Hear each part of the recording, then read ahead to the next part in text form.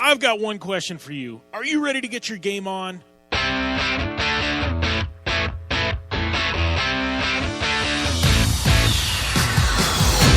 The longest-running off-road and action motorsports radio show on the planet is coming to you live with the biggest guest in motorsports. Here is the only man on the planet who can pack this much dirt slinging and tire slaying into 2 hours a week. Sit back, strap in, and be prepared to get your ears blown.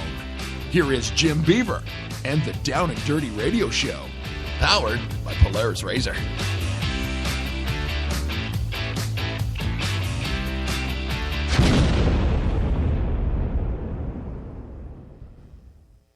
Good morning and welcome to the Down and Dirty Radio Show, powered by Polaris Razor, lit up by Rigid Industries, schooled by Dirtfish Rally School, and anywhere is possible with General Tire. I'm your host, Jim Beaver, and man, talk about a great President's Day for those of you here in the United States. Our international listeners, you guys are probably slaving away at work, but our United States listeners, most of you have the day off. Some of you maybe in the daily grind also, but we are here, got you covered with the Down and Dirty Radio Show. Thanks to all of you for listening. And I got to tell you, this President's Day, we have a stacked lineup of guests. We've had stacked lineups in the past, I know, but today, something special. First off, we're kicking things off. We got UTV racer George Hammel. He's going to be calling in, talking about his 2015 plans, maybe a little UTV World Championship coming up this weekend.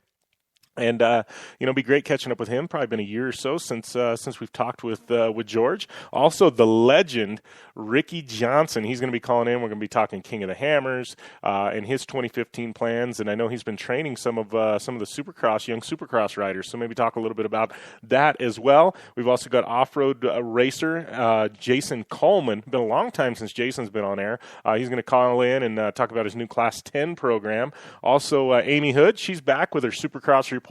And same time Ami Houde's on air, we're going to have Kyle Partridge, privateer racer in the 450s. He's going to be calling in, coming off injury. Been, last year, injured most of the season, missed a year. He's back in action this year. Going to catch up with Kyle Partridge. So great show lined up for this President's Day weekend, and looking forward to recapping a lot of these amazing events. We had a World Rally Championship and a nail biter at the WRC event over there in Sweden. We're going to catch up with the results on that in our Dirtfish Rally Report. We've got a Polaris Razor's Edge UTV news. Going to be all about the UTV World Championship today. Also, lots of Supercross talk, and got a lot of Mint 400 news. So, definitely a slam-packed 2 hours. Thank you guys for tuning in again today, like you do each and every week. And you got any questions for any of our guests, at JimBeaver15 on Twitter, make sure you shoot those over. We'll get them asked during the show.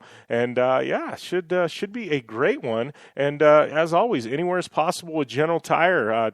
Tag me at JimBeaver15, hashtag anywhere as possible with General Tire. It's a 3-day weekend, President's Weekend. And I want to know where your General Tires took you this weekend. So use that hashtag anywhere as possible, and make sure you tag me at JimBeaver15 and let me know what you did this weekend. I want to know. Who knows? Maybe the best ones will definitely air on the show. And I got to give a shout out to a new company that we're doing a little bit of partnership with here on the Down and Dirty Radio Show, called Lip Zips Lip Balm, and kind of action sports oriented lip balm. And they were nice enough to send me out probably about 100 sticks of it. We've been giving it away, so definitely be looking out this next week. We're going to give some of that away on social media, but definitely good stuff. So check them out. It's Lip Zips Lip Balm, and definitely some cool stuff geared at the outdoors crowd. So I got to tell you, I'm actually had a great weekend up in Prescott, Arizona, a place that I like to call kind of my second home. I get up into the mountains away on the weekends because I've got to grind. We got UTV World Championship coming up, Mint 400. I'll be at rally at the 100-acre wood. So nice to get away for a couple of days and make my way up here with the family and spend some time with my daughter and my wife, and always a good time. So I want to know what you guys did. Hashtag anywhere is possible at JimBeaver15. Let me know on Twitter what you did this weekend. because 3-day weekends, man. I hope you're not sitting at home watching the tube. I know lots to watch on the tube though. NASCAR kicking things off, and you fans of NASCAR. I guess a lot of you are probably tuning into that. But yeah, it's definitely definitely a lot going on. Supercross. We'll definitely get into that later. But definitely a good weekend for motorsports. Looks like we got George Hammel calling in right now. How's everything going, George? Everything's going good, Jimmy. How are you? Pretty good, my friend. I got to ask you, 3-day weekend, what was on tap for George Hammel this 3-day weekend? Actually, it was the first round of the Lucas Regional California Series, so we got to race. Nice. Can't ask for much better than getting dirty on a 3-day weekend, right? Yeah, exactly. Yeah. So tell us how did you do this weekend? I've got the results, and we're going to go over them later. But honestly, I haven't looked through them yet. How did the race turn out for you? Well, before I even talk about my race, I'd like to thank everybody at Lucas. And they had like 210 or so entries. It was huge this weekend. Wow. I know I'd heard, not just in the UTV ranks, but I know there were some mini stocks being built and a lot of cars for the regional level. So, how was the UTV turnout overall? I mean, you guys, it seems like that class is just growing and growing. So it was amazing, man. The Production 1000 class, I think we had 35 drivers on the track at once. Wow. I tell you what, that is definitely that's a lot of UTVs on one short course track, man. Yeah, I mean, it doesn't matter where you're at on the track. You're next to somebody, that's for sure. Yeah, that's for sure. So, tell us a little bit about the racing, because I know Lucas Oil Regional, as far as UTV racing and short course goes, I mean, that's where it's at. Obviously, Arizona running them there, and in the Southern California Series. How was the racing action? It was awesome. I can tell you about my race. They have Lucas Regional actually has a live production television show on livetrackfeed.com now too, so people that are outside the track can actually watch the regionals live now. Nice, and that's honestly, I feel bad. That's the first I've heard of it, so that's a good thing though, to know that you guys are getting your due, so people all over the country can tune in and watch. Yeah, it helps just because then we can actually get some coverage and help sponsors and promote everybody. Us as racers, we get a little bit of a platform, Yeah, well, and I know you've done a pretty good job of that. I mean, you've got some pretty awesome partners. I know, Supercuts has been with you for a long time, and I know you're part of the UTV Wolfpack, and you've got some great partners yourself. Yeah, I'm really excited, man. This year is going to be good. We brought on Ride Now Power Sports. They're the world's largest power sports dealer, and I've got some fantastic supporters. I wouldn't be able to do this without them. It's a pretty expensive sport, and I love doing it, and they help me achieve my goals. Yeah, for sure. So how did you end up in the race? Well, we had some issues in qualifying, so I had to start way back in the pack. I started 22nd, but we worked our way up to 7th at the end in the short race, and I was pretty stoked. If we get a little bit better position to start with, I think I can do pretty good. Yeah, for sure. Well, and being, are you going to run the full Southern California regionals, or are you just going to stick mainly to Arizona and kind of hit the SoCal ones when you can? I'd like to do both. We have on the schedule to do both of them, and obviously the UTV World Championship this weekend. Yeah, well, that's got to have you stoked. I mean, UTV World Championship. I'm looking at the lineup, and man, there's a lot of people starting to show up on that entry list, and I think having both the desert class and then the production 1000 class. I mean, it's going to be big. It's going to be really big. I'm glad that UTV Underground is putting it on. It's going to be one of the marquee events coming up in the next couple of years. Yeah, for sure. So, this one, what's it going to take to win the UTV World Championship this weekend? I mean, it's a first. It's never been done before. They're combining everybody into one. I know the winner walks away, with a brand new Polaris Razor 1000, which isn't any slouch. But I've looked at dollar numbers as far as money goes. I mean, there's some big coin up for grabs. Yeah, it sounds like it's going to be a really, really cool event. I mean, even the industry day, the poker run day that they're going to have, we're going to take the 4-seater out of the poker run, just have some fun and hang out with everybody. So it's going to be an amazing weekend. I think that it's just going to be, hammered down. There's going to be so many different competitors, so we're going to have to pin it to win it. Yeah, for sure. And the way they've got it mixed up, I mean, I think, what is it, like a 5-6 mile track for the production 1000s? I mean, that's going to be a lot of cars packed onto that one track. And I think the start, isn't it a dead engine start where you actually have to fire the engine and then go? That's going to be crazy. Yeah, I don't know too much about it. I just know that we're going to have to adjust the car because it's going to be a little different from the racing that we're used to, but I think it's going to be badass. Yeah, it definitely got me looking forward to it. I mean, I'm excited. I get to go out there and actually call the races, and I know there's going to be there's going to be some carnage happen. I mean, it's going to be wild. Combining, I mean, a little bit of desert racing, some short course. I think it's all good things. Yeah, for sure. I agree. Yeah. So, what else has been going on with you? I know, you've got some side projects that you work on, and it seems like you're always on the go. I mean, what's the off season? What's the winter been like for you, George? Well, it's actually going really good. So with my situation, I was injured in a dirt bike race a long time ago at Glen Hill, and I used to race Supercross and motocross, and I broke my back, so I have a spinal cord injury, and I'm paralyzed from the waist down. And so with being able to race UTVs and, kind of keep my life going in the right direction, I have been able to establish partnerships with, rehab facilities like Project Walk, the Barrows Institute in Phoenix, and different rehab clinics, and try to motivate some people that have injuries and show them that their life doesn't end. It kind of keeps going, and they can actually have a really, fulfilling life if they want to achieve it. Yeah, and how's the reception been when you go in and and they see you and this guy that's upbeat, you're excited for life, you're out there racing UTVs. I mean, is it really uplifting to their spirits that them seeing, hey, this isn't the end, I can still live a full life? Yeah, absolutely. I love talking to these people because these people, either they're super happy or they're down in the dumps, whatever it is.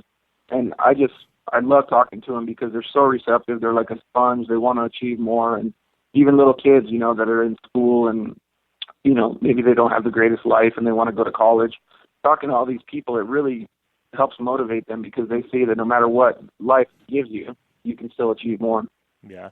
You had the opportunity to get any of them out to the track, to any of the races at all?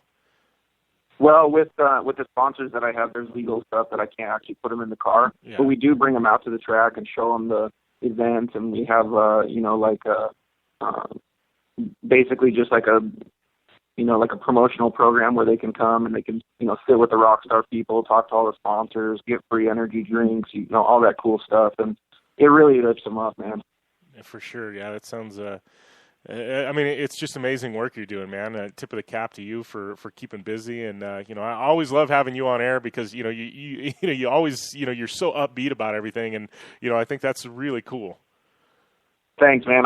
Like I said, I couldn't do it without the people that support me. And for me, it's one of those things. I love being at the racetrack. I love driving my Polaris Razor, and I love getting out there and getting dirty. Yeah. Well, and I know you're doing, a lot of the short course stuff, and you have been, any chance, you got any interest in maybe trying some desert racing at all?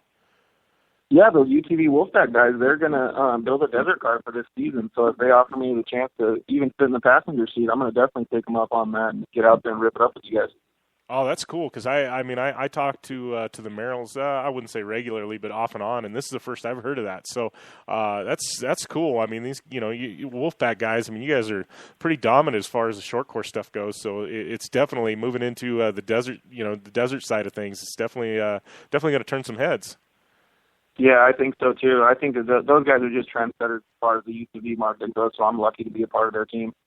Yeah, for sure. So what's on tap for 2015 for you? Obviously, Lucas Oil, you said you're going to run the Arizona Series, you're going to run the California Series, as well as the UTV World Championship. Anything else on tap for you?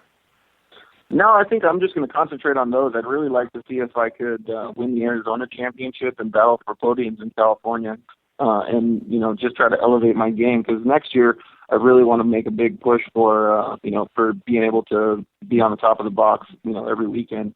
So this year will be a good production 1,000 learning year for me. Yeah. How's the learning curve been for you? I mean, coming over from the dirt bike side of things, obviously, you understood motocross and the dynamics and having, being up in the air, but, how's it transferred over to UTVs? I think it's been fantastic. The main thing that comes over, I think it's like a broken record. Everybody says, you can see lines and you can understand jumps and all that stuff that comes over. But the main thing for me is in the production 1,000 class and with the Polaris Razors, you have to keep your momentum like a 125 two-stroke kind of. And you have to be able to approach corners properly and be able to make sure that you don't lose your speed.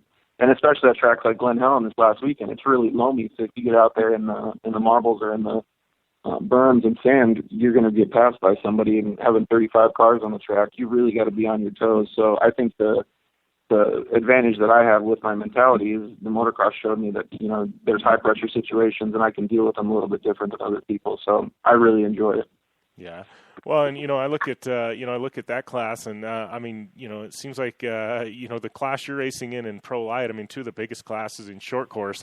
You can have a really, really, really good day and still only finish in the top 10.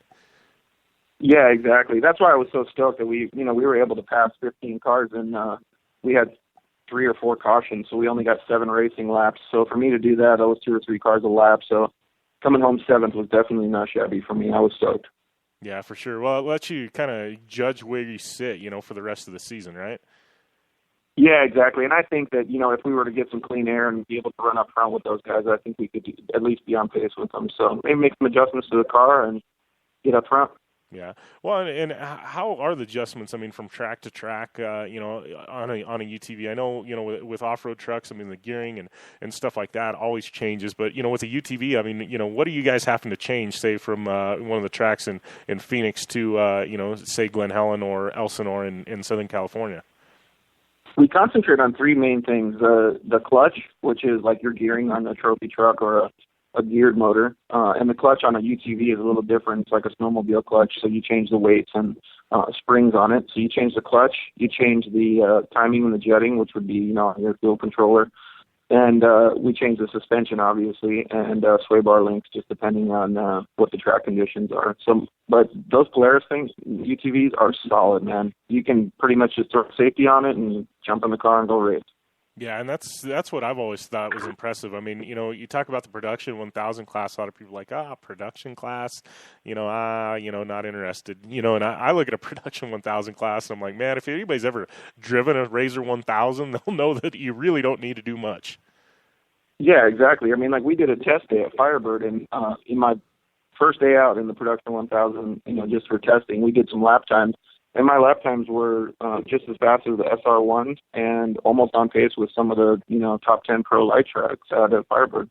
Wow, that's pretty solid, especially the Pro 1s, and I know are the SR1s. And, man, I know, talking about the Wellers, they've got their equipment dialed. So, if you're running anywhere close to SR1 times, you've got a pretty solid setup. Yeah, for sure. Track conditions change and lap times change, but I couldn't even believe that we were even within a few seconds of them. So it was awesome. Yeah, very cool. So, what's this week entail? Getting ready for the UTV, World Championship coming off, race in Southern California. Obviously, you guys, same car you're racing, correct? You got to re-prep and get it ready for the UTV World Championship. Yeah, exactly. Well, we just drove home straight after the races, got back to Arizona at 4 a.m, and then woke up early and started prepping the car yesterday. So, got to get it all prepped up, and I think this race this weekend is going to be all new for everybody. I think there's some excitement in it because nobody's actually been to this event before. So I think it's going to be like an Anaheim 1 kind of feel for motocross. You know what I mean? Everybody doesn't know what's going to happen, but they're all prepped up and ready to go. Yeah, and I think that's what's cool about the first year of a new event. Everybody knows it's going to be a big event, but it really levels the playing field. I think nobody's going to have an advantage. Nobody knows the track like the back of their hand. Nobody's tested there. Nobody's raced there. It's everybody's walking in with into a level playing field. Yeah, exactly. I think that benefits certain people and is a hindrance for certain people. If you can adapt quickly, you're going to do well. Yeah, very cool. Well, I appreciate you taking the time to call in, my friend. I know, getting the car ready to rock and roll for the UTV World Championship. We'll definitely see you out there. This weekend, and we'll be airing live both Friday and Saturday. So we'll have to snag you for an interview and get you back on air again. Yeah, that'd be awesome, man. I'll stop by and see you. All right, sounds good. Anybody want to thank before I let you go, George? And where can people find out more information on you and some of the projects you're involved in?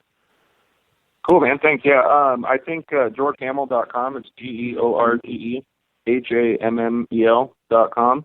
And they can get all their social media links and stuff from there. And I'd definitely like to thank Supercuts because they're an awesome company. Not only do they give cool haircuts, but they help support me and support motivational stuff in the community. And it's been awesome. Right now, Power Sports has come on board for this year. The Rockstar Energy UTV Wolfpack has been helping me out a ton, getting my Razor all prepped up and ready to go. I want to definitely thank my family, too. My family's been huge in getting me to the track and staying with me and supporting me along all this stuff, man. And Funny thing, Jeff from UPR told me to tell you hi this morning. Oh, nice. Are you? Yeah, I know Jeff's a good guy. He's been a long-time supporter of this show. Are you actually? You went by and saw him earlier today, or are you actually at the office? No, I didn't. I haven't seen him today. He just texted me this morning because he knew I was going to come on the show. They've been helping me out a lot too. Those guys are awesome. They just launched a new website, so you should check it out. Yeah, definitely. We've got the ads running on our website for it, and I went over and checked it out. It's definitely dialed in, and you talk about a good group of people who, no matter how big or how small the race is, seems like Jeff and the team from UPR.com are always out there, supporting everybody. Yeah, they got your back for sure. Yeah, for sure. Well, George, I appreciate you calling in, and we'll definitely catch up with you this weekend, my friend. You're awesome, Jim. Thanks, man. I'll see you later. All right, you too, buddy. Thanks. All right, that was George Hammel, UTV racer for the UTV Wolfpack team. Also got sponsorship from Supercuts. A pretty cool guy like that, bringing in corporate non-endemic sponsors into the fold. I think that's one thing I've always thought was really cool about George. And the guy, like he said, paralyzed from the waist down, and just a zest for life. The guy just loves loves going out there, getting dirty, playing in the dirt. He's out there, loves talking with the fans. Does a little bit of motivation, in some of the hospitals and things like that, and definitely a good guy to have involved in the off-road community. Big takeaway from that interview, I didn't know, and I haven't heard anything, but Lucas Oil live streaming the regional races this year. First I've heard of it, but I think that is awesome. My goodness, pat on the back to Lucas Oil for making that happen. Didn't know if it would ever happen at any level, but I'm super stoked that they're making that happen. Definitely gonna have to reach out to them and find out more information on that. But that's cool. I mean, really cool. So Lucas Oil once again stepping up their program and making things happen, and I like it, man. I like it a lot. Very cool stuff. Courtesy of Lucas Oil, and here's hoping that they decide to do that with the live stream as well, or with the pro classes. It's man, cool deal. Thanks to George Hammel for bringing us in the loop on that. But Lucas Oil Regionals, I guess they're live streaming them, so go figure. We are going to take a short break, and when we come back, hopefully Ricky Johnson, the legend Ricky Johnson, will be calling in. I know we missed him last week. He was actually out at the motocross track helping Blake, I believe, bag it out, dialing him in for some more Supercross events. So we're definitely hopefully planning on having Ricky call in. But he should be up next. And don't forget, we've also got Jason Coleman calling in, and then Ami Houde and Kyle Partridge. They're going to come in and cap off the show in hour number 2. So definitely a great Down and Dirty radio show lined up. I also wanted to make mention UTV World Championship. We will be airing live both Friday and Saturday. Friday times 12 o'clock East. No, not 12 o'clock East. Don't tune in 12 o'clock East. We're airing live at 12 o'clock Pacific time.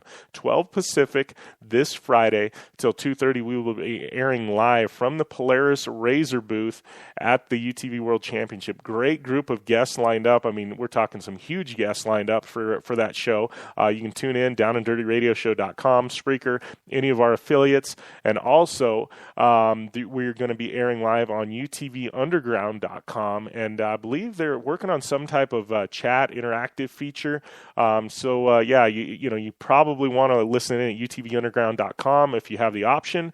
We're airing that Friday, and then turn around on Saturday. We're airing again live. We're doing a first. We're breaking down boundaries. We are going to be airing all the PA commentary live over the internet via the Down and Dirty Radio Show radio network. So I will be one of the hosts, and then Scott Rain, a lot of you know him from Torque.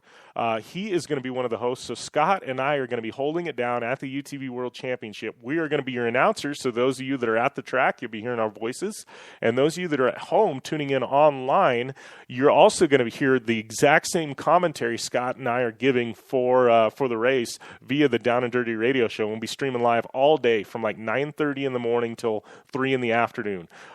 Through all the events, we're going to have drivers stopping by, guests. It's going to be awesome. We're going to give you play-by-play commentary. It's going to be cool. So we're definitely lining that up. That's going to happen this coming Saturday. So we're all in with the UTV World Championship. We hope to see you guys out there. If you're not, the Down and Dirty Radio Show has your back. We'll be airing live both days. So keeping you in the loop, in the game, and on everything that's happening at the UTV World Championship. So that being said, we are going to cut to a quick commercial break. And when we come back, Ricky Johnson should be calling in. And in addition to Ricky Johnson, later on in the show, we've got Jason Coleman, Ami Houde, Kyle Partridge. Any questions for any of them, tweet me at JimBeaver15 on Twitter. We'll get those questions up on the air. And don't forget, I want to see those hashtags. Hashtag anywhere as possible. Tag at JimBeaver15. I want to know where your General Tires took you this weekend. So we'll be back on the Down and Dirty Radio Show, powered by Polaris Razor, in just a minute.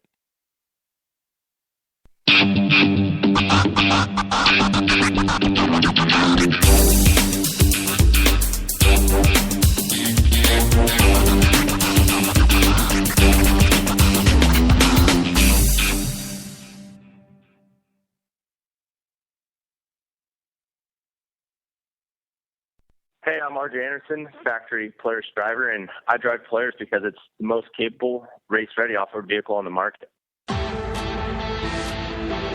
When R.J. Anderson wanted to set a world record for the longest UTV jump in history, not once but twice, what company did he trust?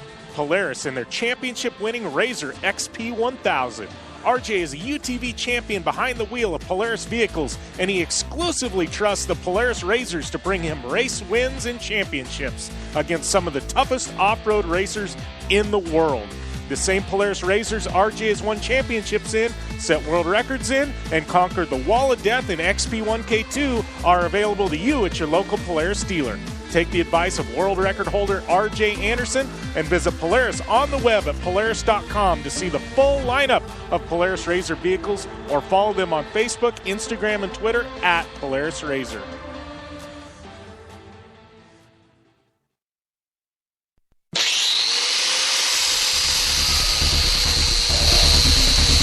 Rigid Industries is the original and #1 LED light bar manufacturer in the world.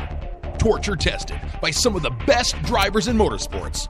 Rigid LED lighting products use cutting-edge technology and can stand up to the harshest conditions Mother Nature can dish out.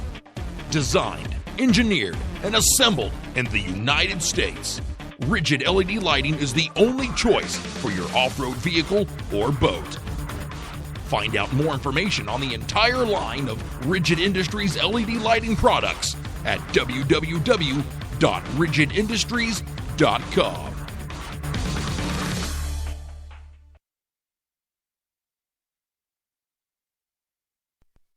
Come to the island and rip it up this summer. Wakeboard Island. It's a skate park on water at Blue Water Resort and Casino. Check out the 2-tower cable system that pulls you and your board over the water. No boats to watch out for, no fumes. Wakeboard Island is open to all skill levels with an open center section for beginners. And for trick riders, a double side kicker in a 60-foot flat box. Wakeboard Island, the best ride this side of the Rockies. Adjacent to the River's Edge Cantina at Blue Water Resort and Casino on the Colorado River in Parker, Arizona. Dirtfish Rally School is the premier rally driving school on the West Coast, located in Snoqualmie, Washington. If you're looking for a ton of fun with world-class driving instructors honing your skills, Dirtfish is the place for you. Dirtfish has 315 acres of playground with mixed surfaces for your driving experience.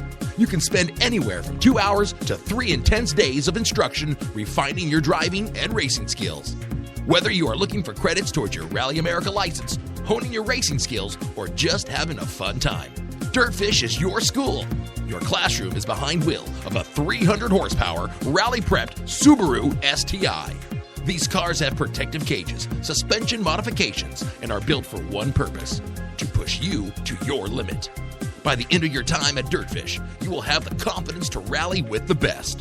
Whether you're looking for a thrilling first-time rally experience or to increase your knowledge and time in the driver's seat, Dirtfish has a driving experience to suit your needs.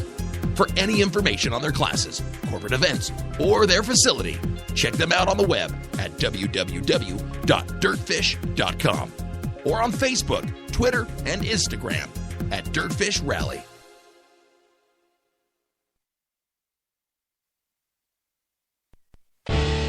Looking to upgrade the brake system on your race car, pre-runner, or weekend toy? Jmar Performance Brake Systems has you covered. An industry leader in performance braking systems, Jmar can outfit your vehicle with the highest quality American-made calipers, rotors, master cylinders, hubs, turning brakes, and shifters for Volkswagens to trophy trucks and everything in between. For more information and their full product line, visit Jmar on the web at jmarperformance.com or follow them on Instagram and Twitter at Jmar Brakes.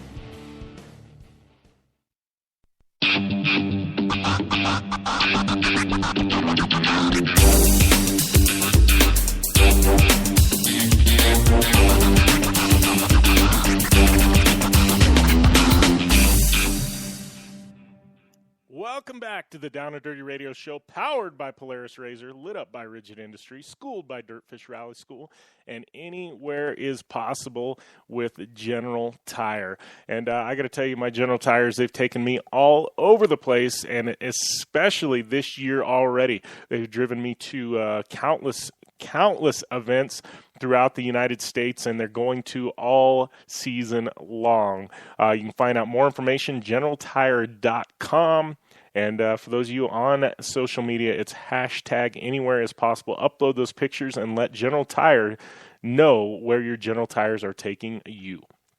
All right, Ricky Johnson, he should be calling in anytime, hopefully pretty quick. But, yeah, we had some great racing action over the weekend, namely in the World Rally Championship. So I think that is a good segue to our Dirtfish Rally Report for this week, brought to you by our good friends at Dirtfish Rally School. Find out more information on the web at www.dirtfish.com.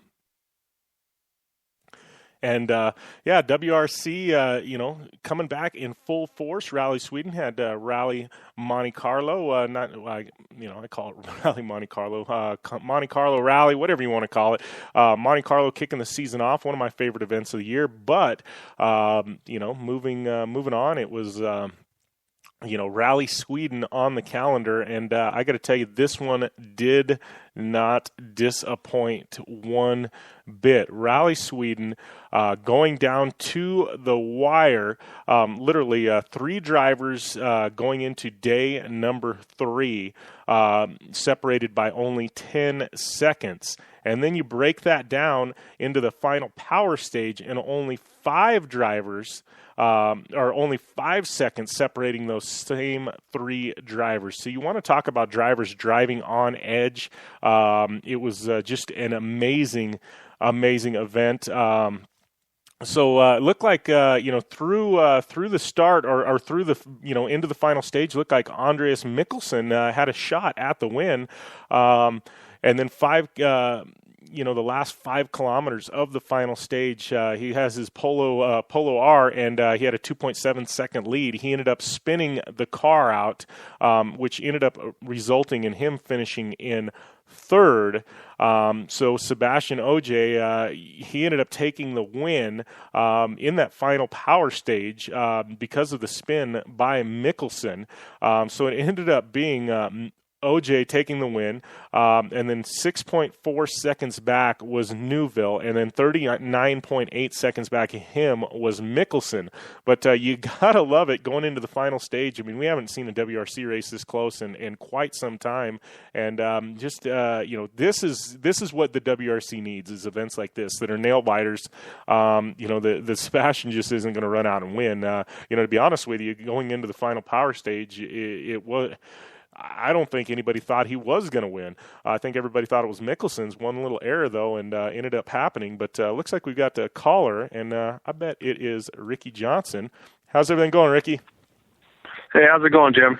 Oh, pretty good, my friend. I know you are awful busy, kicking off 2015, not only doing some King of the Hammers. I know you're training with some of the Supercross guys as well, or helping them out, right?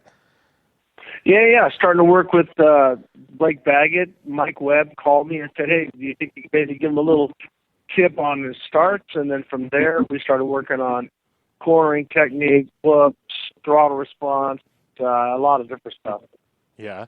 Well, let's first off, how did the King of the Hammers thing come about? Because that event is just insane. I know you've driven everything from NASCARs to short course to desert cars, but tell us a little bit. I mean, how did the King of the Hammers thing come about? Well, I'll be honest with you, it was 100% Dave Cole. He just called me up out of the clear blue. We've talked over the years because I've owned, series, and I've driven a lot of different stuff, and he said, I'd love for you to come try it. We've talked about it for years. I have a spec car. I want to make you a deal on it, and you want to come race? And so my son Luke and I just said, yep, let's do it. Nice. Well, and that had to have been pretty exciting for you with you and Luke both getting a chance to race and then ultimately finishing 1 and 2. Yeah, I'll be honest with you. Dana Brown says something in Dust or Glory. What I thought I knew, I hadn't a clue. I have no idea how gnarly King of the Hammers was. We would go up these hills, and also we would turn up this canyon. I'm thinking, this has got to be a wrong turn. It must be marked wrong, because there's no way we're going to drive up there. Sure enough, 5 miles of just unbelievable terrain, and just the whole thing, the whole environment. There's over 250,000 people out there. The racing is unbelievable. The cars do amazing things, and it was just a blast. Yeah, I mean, it still amazes me. I mean, I've been out there to Johnson Valley. I know this year I didn't get a chance to go out there just because, kind of coincided with the Parker 425. But going out there, like you said, you look up some of those canyons and you look and you go, there's no way I can take a vehicle up this. No, and that's the thing. I looked at it. We went out there, and Dave took us to Chocolate Thunder, and we climbed a little bit to see if we could do it, and we did okay. Got stuck a little bit, got wedged around and stuff. But that's the easiest rock section on the whole race. And when we got out there, it was like, man, I can't believe this. And my son Luke did an awesome job. He had a couple guys helping him out. Jason Caulfield and his dad Fred helped with the prep. And then I had Brian Trotter, who's retired as a Navy SEAL. So I made a bunch of rookie mistakes. Got top dead centered on a lot of stuff. He had out a bunch of times and got some flats, but it was just a great learning experience. And then my hat's off to my son Luke, but also Lance, who actually won, crossed the line first, but he got outside assistance, so they cued him. Yeah. Well, and talking about this event, I mean, now you've it's one of those. It sounds like it gets its hooks in you, and you got to go back year after year, right? Definitely that in the plans to see you back another time at King of the Hammers. Oh, for sure. We're working on it already. It's one of those things. It's like the Ball 1000. When I talk about that, that's the glory. Is that you love it, you hate it, you love it, hate it thing. But as soon as you leave there, you start thinking of all the things that you could have done better and what you're going to do the next time you go. So right now, my plan is to stay in a spec truck all this year and learn and get experience. But then I'm talking to guys like Lauren Healy and Randy Swasson and Shannon Campbell and all these different guys about what should I do, because I want to go race with them. Those guys are studs. They're unbelievable. And that's why I went to the spec class, because there's no way I could compete with them. So this year, the spec car is teaching me a lot about rock crawling, teaching me about setup, teaching me about four-wheel drive, because it's a lot different than my Pro 4. Yeah, for sure. Well, and talking about your Pro 4, I know, we haven't quite heard the plans for you in 2015 yet. What are the plans for that? I know, moving from the Torque Series to the Lucas Series last year, and definitely the competition is just, it's insane in both series in Pro 4. But what are the plans for Ricky Johnson in 2015? Well, in 2015, we're going to focus on the Ultra 4 Series spec class. Bryce Menzies has decided in Menzies Motorsports they want to run both Pro 2 and Pro 4. So Bryce is going to step into the truck that I was driving, and they're building a new truck with Gannon Huseman. So he'll have a new weapon to come chase Kyle Duke and Bob McCackran and Brian Deegan and Carl Reddison and all those different guys around. But here I'm just focusing on my military schools, driving schools, and Ultra 4. Yeah. Well, and I know, I know last year we got to bring this up because I do a lot of work with Red Bull GRC, and then, and Andreas Eriksson is a good friend of mine. I know last year you had the opportunity at X Games to step into a GRC car. I mean, how was that? That had to been, that had to been exciting for you. I mean, here's a guy that, you've driven just about everything, and you get to step into this car and, something totally different than anything you've driven before. Exactly, and the thing is so fast. It's like holding a small stick of dynamite in your hand. Very explosive, very fast, unbelievably quick. So much lighter than anything else I've ever driven. And when I went to the X Games, I was really disappointed at the track. The track was fun to drive, but it was terrible to race on. I ended up making a mistake in the semi and ran into. Who did I run into? Nelson Piquet Jr. and broke my car, and so then I didn't make it to the main event. So I was disappointed in my performance, but I had some good laps, and when I left there, I realized there was a lot more that I could do given the time. But Andreas and Red Bull and everybody that gave me an opportunity over at Roseburg to come run, I had a great time, just disappointed in my performance. Yeah. Is that something, I mean, obviously, Red Bull with a title sponsorship of the series, being a title partner in there, and your, tight, close relationship with Red Bull, is that something we possibly in the next year or two could see you make another maybe one-off appearance in? I don't think so. I'll be honest with you. Red Bull is looking at marketing the younger drivers, and the one that's phenomenal, and I was one that kind of brought him into the fold is Mitchell DeYoung, and he dominated the light deal, and now they're looking at putting him in the open class. But I don't think Red Bull's looking to market to drivers anymore. So I'm going to be doing more with Red Bull's Signature Series as an announcer. I'm going to continue doing my coaching and stuff like that. So I'm going to drive anywhere they'll let me. Doesn't seem like I'm getting a lot of push into the seat. I'm getting more pushed into the announcing and to the coaching. Yeah. Well, and I think you definitely, anything you decide to do, I mean, you can pull from the two-wheel side of things. You can pull, from your time in NASCAR, desert, you've been short course. I mean, you have such a vast knowledge of motorsports as a whole. I mean, having you in the booth, I mean, you can pull from so many different directions when you give commentary. Well, and that's the thing that I've learned, honestly, when I'm coaching Blake now in Supercross, I'm pulling from the limited time that I was in NASCAR. I did some Craftsman truck back in the day and some ASA and stuff like that. But I'm pulling from my knowledge from there, from truck racing, from Supercross, from motocross, from everything, super bikers, it doesn't matter. I'm constantly learning. And so to do that helps me translate in the booth and also translate to a rider or driver, help them out. Yeah, well, and talking about Supercross, I mean, obviously, you're up to date on the series. You're helping, a lot of the riders and stuff like that. I mean, what do you think of the current state of Supercross? I mean, I've had this conversation with our friends over there at Whole Shot Radio on air before, and you talk about some of the Supercross greats, and I mean, you, Jeremy McGrath, Ricky Carmichael, there's a short list there, and you guys are all on it. I mean, what do you think of the level these guys are riding at today? I think it's the highest level that's ever been. I think that in any given time when, Ricky was dominant and when Jeremy was dominant or I was or Jeff Ward or Bob Hanna, and you go on down the line, a champion's a champion. But the technology has moved so much with the bikes and with training and everything that it's awesome to watch. And the playing field right now is deeper than it has ever been. You could take Jeremy's era and my era, put it together, and you're still not going to have as many guys that are capable of winning. Yeah. Well, and talking about being on the bike, I mean, I think one of the big events last year that popped up was Straight Rhythm. Obviously you still ride a bike here and there. Any chance we see you, try and do some Straight Rhythm or something in the future? Oh, hell no. There's no way. That was a great event, and I have to admit that I wasn't a fan of it when I first heard of it. I'm like, God, stupid gimmick that Red Bull's come up with. But after I watched it, I became a huge fan, not because I was announcing, but it sums it up. It's the last lap of every race over and over and over again. And the riders are 100% strong, and the competition was unbelievable. Yeah. As we kind of wind things down here, a couple of questions for you. I know we've got some fan questions coming in and stuff like that, people that are tuned in. But is there anything you haven't raced that you'd still like to try your hand at?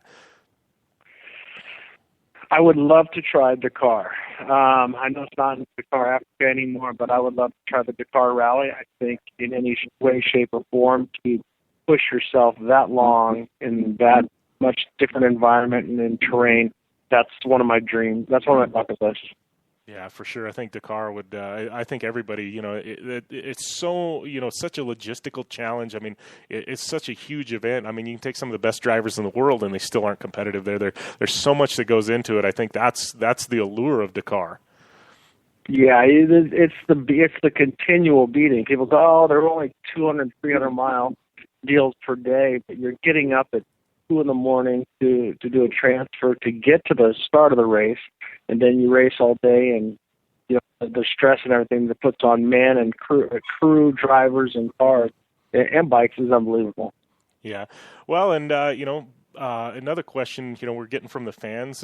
Speaking of short course, obviously you're kind of sitting out this year, but if there was one change you could make to the current structure of short course, or one change overall, what would it be?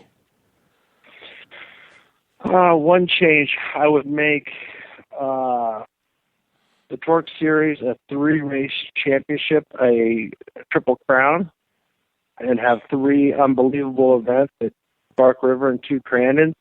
And the winner, if someone sweeps all 3 events, they get $1 million. And then I would make Lucas the national championship so that they would have a chance to work together. I think as long as both guys want to have series with the same number of events spreading over the same period of time, it's going to dilute it forever. And that wasn't the point when Mitch Covington and I started Torque. We started Torque because there was no series at the time.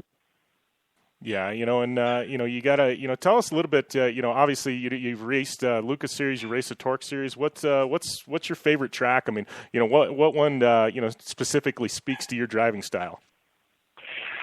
I don't know if there's one that suits my driving style. I see with the truck that I had with Menzies Motorsports, the rougher, the tighter courses, more like Supercross, like Chicago or Charlotte and stuff, we seem to do very well there.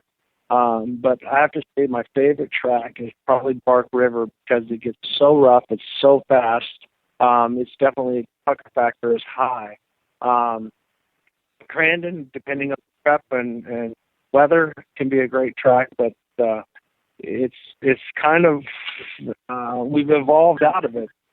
It's a very high speed, wide open, and very hard on trucks as far as just temperature is going to make you wide open all the time. But the Lucas track, on the other hand, a little bit one dimensional, a lot of big jumps, a lot of big flyers, single landings, and a drag race. So it's kind of a short drag race from jump to jump. And it makes it difficult for passing there. So I'm fans of both. Don't get me wrong. I love both of them, but I would tweak them slightly different if I could. Yeah. Well, and, let's talk real quick about Frozen Rush, because this is an event, what was it, 2.5 years ago? I mean, you went out, you did a demo run there. Everybody loved it. Last year they bring racing in, and it was more of a time attack. Guys weren't really head-to-head. You come in this year and, it's head-to-head racing. I mean, how do you feel about that event and how it's, how it's grown and where it's going? Well, you have to start by thanking Red Bull for coming up with the idea. Peter Brinkerhoff was the one behind it, and then Jenner and the whole East Coast Red Bull crew got behind it, and same thing with the West Coast and Red Bull Racing out here. To even attempt it, you were putting a carbon burning vehicle on a mountain and racing. So it's a lot of times that doesn't go well with areas, but the people back east have the mentality, whether it's Sunday River or Mount Snow, to go for it, and it keeps getting bigger and bigger. We keep thinking, maybe one more year, but I'll be honest with you, I think this is something that is going to get bigger and bigger as we go. Yeah, just I think it's really just kind of touching the tip of the iceberg, so to speak. Talking with the drivers. Unintended. Yeah, exactly. I think talking with a lot of the drivers, I think that everybody looks forward to it just because the unknown. I mean, normally as off-road drivers we're fighting heat and trying to cool vehicles down. Here, up there you're having a tough time getting the vehicles up to temperature. Yeah, it was really cold. I mean, we were getting a similar blast that we're here, and it was so cold that we had to keep everything warmed up, and we had below zero temperature. So it was probably the warmest thing in the car was the driver. Yeah, exactly. Talking about 2015 in the future, I mean, obviously you said Dakar, something you'd definitely like to do on the bucket list. Is there, anything else? I mean, where's the future for Ricky Johnson, 5-10 years out? You still hoping to be behind the wheel somewhere, or, do you think, you think your calling 10 years down the line is definitely in the booth? Well, I don't want to be that guy that announces a retirement, because I hate when guys retire and then come back and then retire and come back. So if I'm done, I'm just going to be done. One of the guys that I respected the most is Rick Mears. He went through all of his stuff, was top level, and then at the Penske Christmas party, without anybody knowing, he just got up and said, "I want to thank everybody, I'm done." He's never gotten back in the seat, and he didn't make a big deal about it. So for me, if the right racing opportunity comes together, I'll continue to race. If I feel like I'm just in the way or I'm out there just running around, I'm not going to do it. I'm not going to just be a filler for guys that are taking it serious and just be a driver for a team that's not going to take it serious. And to beat guys like Kyle Luke, Rob Mack, Johnny Greaves, DJ Greaves, all these guys, they spend a lot of money, a lot of time, and they drive the crap out of their vehicles. So if you think you're going to come there and just, I've had past championships and I'm put my driving product, come race with you, I'm going to get my ass kicked, and I'm not going to do that. Yeah, for sure. So, talking about your family though, I mean, you got to be pretty happy with how Luke's career's, taken off and come around. I mean, he's a solid competitor in just about anything he drives. I mean, that's got to be pretty gratifying to you as a dad too, to see how he's, grown.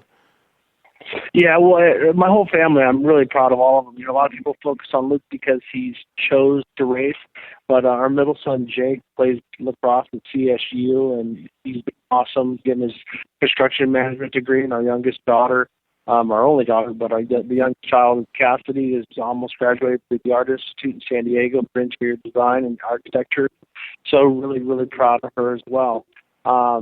But as far as Luke, sometimes I feel like I've kind of screwed him over because people look at him like, well, your dad races for Red Bull and this and that more things should happen for him. But the problem has been that I've been focusing my career in driving for somebody, and I haven't built a legacy for him to step into.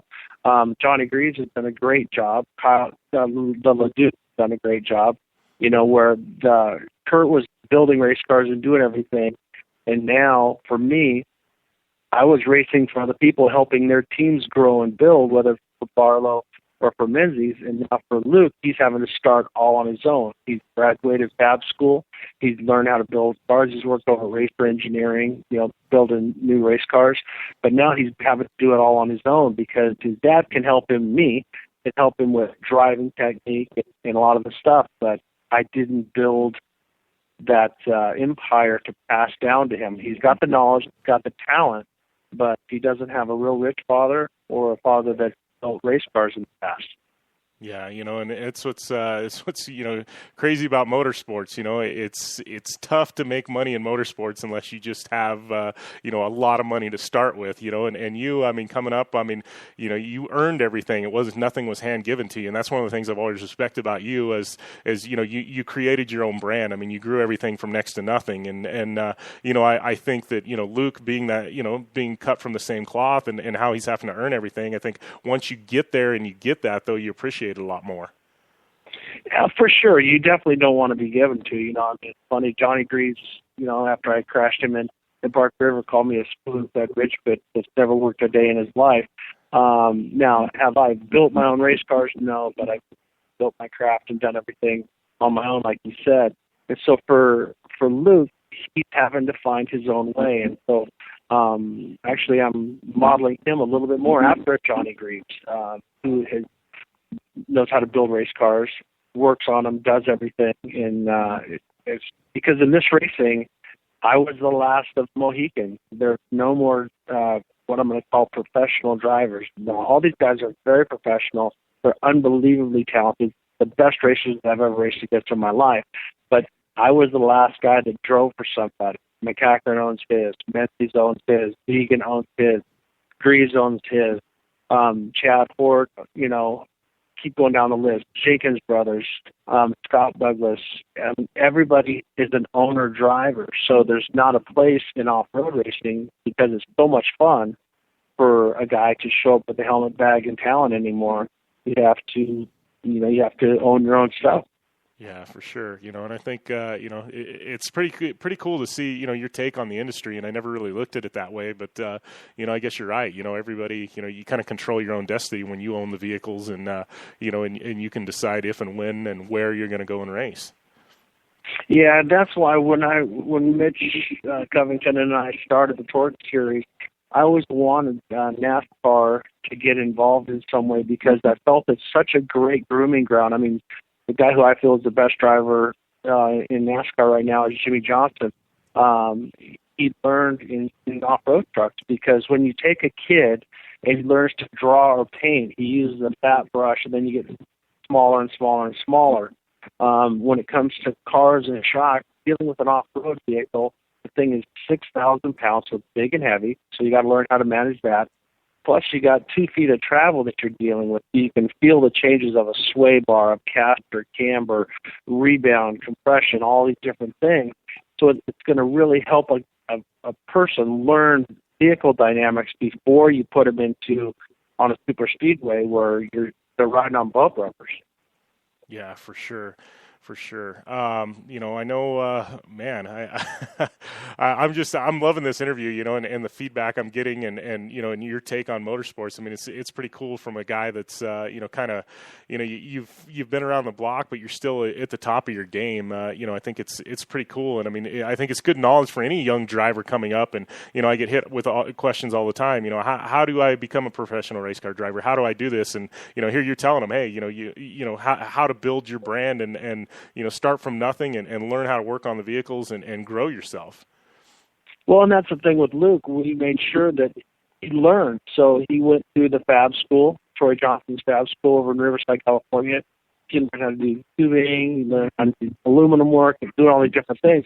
And so now he knows how to work on his stuff, because honestly, it's what I really wanted to do. I was busy making a living in racing, so I didn't have time to work on it. I had to do other things, because I'm not that good at it. So I'm better off to have someone who's great at that than let me focus on driving. It's something that I've seen in a lot of cases, that our world is so refined right now. Shocks are so good, bikes are so good, tires are so good. The guys don't learn how to set things up or which direction to go in. They're looking for an immediate fix. And so with Blake, for instance, we're making big changes on the bike, and let him feel it. It doesn't always have to be better. You just have to feel a difference. And if you can feel a difference, then you can make something better. But if you're just going, I don't like it, it's not going to help anybody. Yeah, you could know that a change needs to be made, but you need to have the background and know what change needs to be made. And you have to be able to communicate, because in Suzuki, you got Rob from RG3, you got Todd from Showa, you have Mike Webb, who's the team manager, and you got the engineers. But if you just come in and it sucks, it's like telling a cook, I don't like this food. Well, what don't you like about it? Is it too hot? Is it too cold? Is it too spicy? Is it too bland? Whatever. You need to tell the chef what direction to go in. And that's the thing that I see a lot of guys now. They're unbelievably talented, but they can't communicate. I mean, you don't have to go into details of say, okay, I need a third shim on my compression stack, 2000 thinner. But when you listen to guys like Ayrton Senna, if you watch that movie, he talks about the balance of the car, balance to the nose, balance to the back, side to side, and everything. If you have that, then if you have great engineers like we have at Suzuki, they can fix it. So you just have to be able to communicate front, back, side, lateral, strength, and all that. Yeah. Well, I got to ask you real quick before we go, but obviously you've ridden on some of these these factory motorcycles that are racing in motocross and supercross. I mean, what's the comparison to the 450s that are running today versus what you won your championships on? I mean, what would it have been like if Ricky Johnson had the bikes of today back in your prime on two wheels? Well, the bikes are so consistent and strong now. I'll be honest with you, the 500s that we raced back in the day were faster than the 450s now, but the 450s are more rideable, and you would put in faster lap times now. But as far as sheer horsepower and just brute speed, the 500s were faster. The other thing that they've evolved so much in is with the forks and the stiffness of the chassis and stuff. Guys can run into whoops with the front wheel, and the forks don't flex a bit, but they're able to make the bike soft enough so it doesn't beat the rider up. So in the 80s, everything was going bigger and stronger and stiffer and all the stuff. The tracks were evolving. But now it's a fine-tuned machine. From the triples are pretty much all of the same distance, same angle. And the bikes are all so good. I mean, you go buy a bike off the showroom floor, it's better than a works bike like was back in the day. Yeah, that's what I say about some of the dirt bikes now. I said you don't have to be a good rider to go fast on a 450 right off the showroom floor, because they're so dialed in. I mean, for the average rider, I mean, it's enough. You don't really need to do anything to them. Yeah, it's way better than I am, for sure. For sure. And so I always tell people, I go ride on on an old XR 400 so that I have an excuse not to jump stuff. I'll be like, yeah, I bust that triple, but I'm on XR 400 today. I'm not doing that. Yeah. Well, before we let you go, what's on tap race-wise? Obviously, Ultra 4, are we going to see you out at the Mint 400, at least with Red Bull Signature Series, I'm assuming, correct? Yes, I will be there. I'm doing the TV with the guys from the Red Bull Signature Series, so that'll be fun. Wish I was behind the wheel again, but hey, gotta do what you gotta do. Yeah, for sure. Well, I'm sure one of the doors will open in desert racing, because you seem like you're once you get behind the wheel, you're always always throwing down some good times, and it seems like there's always a guy looking for an extra wheelman at some of these longer races. Well, and the thing is that I really enjoy is not just the driving and riding, but also to help the guys drive. I like to think of myself as a good driver and a great coach. So when it comes to being a teammate to somebody, I want to bring more than just, here, I'm going to go fast in the car or whatever. I want to help them develop their vehicle and also help them with their driving. And not because I'm better than them. It's just because I love picking out the little things that make guys better. And so I got guys like Jimmy Johnson and Blake Baggett that listen to me. Maybe I'm doing something right. I don't know. But maybe I just got them baffled. They don't know I'm bullshit yet. Oh, heck. Well, I think that is a good point to let you go. But I appreciate you, making the call in. And, congrats on, I guess, the second place finish at King of the Hammers. And, looking forward to seeing you behind the wheel of an Ultra 4 all season long. Sounds great. Thanks for having me. Always a pleasure. And I will see you at the Mint. Yeah, absolutely. We will do. And I'll buy you a beer, my friend. Sounds good. All right. Thanks, Ricky. Bye. All right. That was the legend, Ricky Johnson, calling in. And, always good to hear from him, and keep up to date on what he's got going on. And Ultra 4, I know a lot of you wondering what Ricky's plans were. You heard it straight from the man himself, the Ricky Johnson. He's going to be running Ultra 4 this year, and I'm sure we'll see him in some one-off appearances other than that. But always cool to catch up with him and see what's happening. I know we were in the middle of a Dirtfish Rally Report, and I got to tell you, we're going to take a short commercial break. When we come back, it's going to be the Dirtfish Rally Report. We're going to finish off talking about WRC Sweden, and we will have Jason Coleman on air. This is the Down and Dirty Radio Show, powered by Polaris Razor. I'm Jim Beaver. We'll be back after this short break.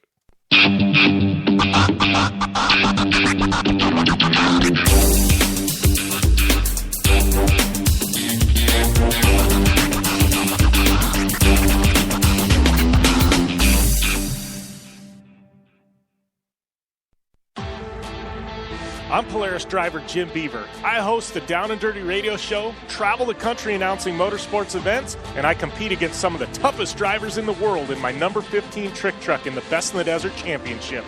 I know what it takes to survive Baja and races like the Mint 400 or Vegas to Reno, and that is reliability. When I choose to train, pre-run, or just take my family out to the desert or dunes on the weekend, I trust Polaris RZR products exclusively. I need the absolute best performing vehicles that I know will get me back safe, fast, and without any problems. The only vehicle on the market that I know will do this is the Polaris RZR. Take my advice and join me and some of the best drivers in the world driving a Polaris RZR. Check out the full lineup of Polaris RZR vehicles at Polaris.com or follow them on Facebook, Instagram, and Twitter at Polaris RZR.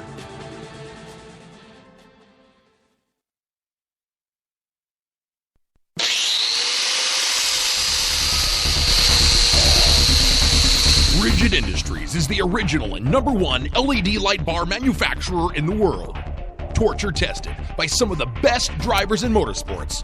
Rigid LED lighting products use cutting-edge technology and can stand up to the harshest conditions Mother Nature can dish out. Designed, engineered, and assembled in the United States, Rigid LED lighting is the only choice for your off-road vehicle or boat. Find out more information on the entire line of Rigid Industries LED lighting products at www.rigidindustries.com.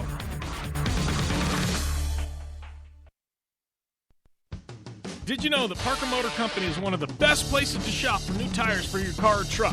With a full tire shop and advanced equipment, we can outfit your vehicle with over 13 brands of tires, including Goodyear, BF Goodrich, Yokohama, Falcon, and General. We offer a low price guarantee that will meet or beat any competitor's price. We'll check your alignment for free, and we also offer tire care for any road hazards you may come across. If you need new tires, Parker Motor Company is your only choice. Parker Motor Company, your hometown Ford and Lincoln dealer.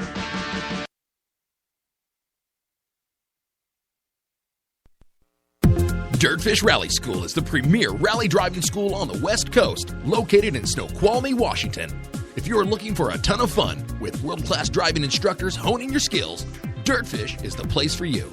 Dirtfish has 315 acres of playground with mixed surfaces for your driving experience. You can spend anywhere from 2 hours to 3 intense days of instruction refining your driving and racing skills. Whether you are looking for credits towards your Rally America license, honing your racing skills, or just having a fun time, Dirtfish is your school. Your classroom is behind wheel of a 300 horsepower rally-prepped Subaru STI. These cars have protective cages, suspension modifications, and are built for one purpose: to push you to your limit. By the end of your time at Dirtfish, you will have the confidence to rally with the best. Whether you're looking for a thrilling first-time rally experience or to increase your knowledge and time in the driver's seat, Dirtfish has a driving experience to suit your needs. For any information on their classes, corporate events, or their facility, check them out on the web at www.dirtfish.com or on Facebook, Twitter, and Instagram at Dirtfish Rally.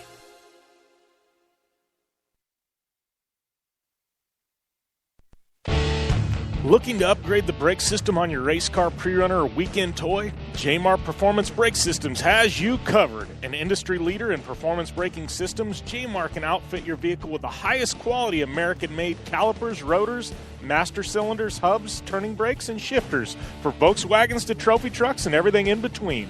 For more information and their full product line, visit Jamar on the web at jamarperformance.com or follow them on Instagram and Twitter at Jamar Brakes.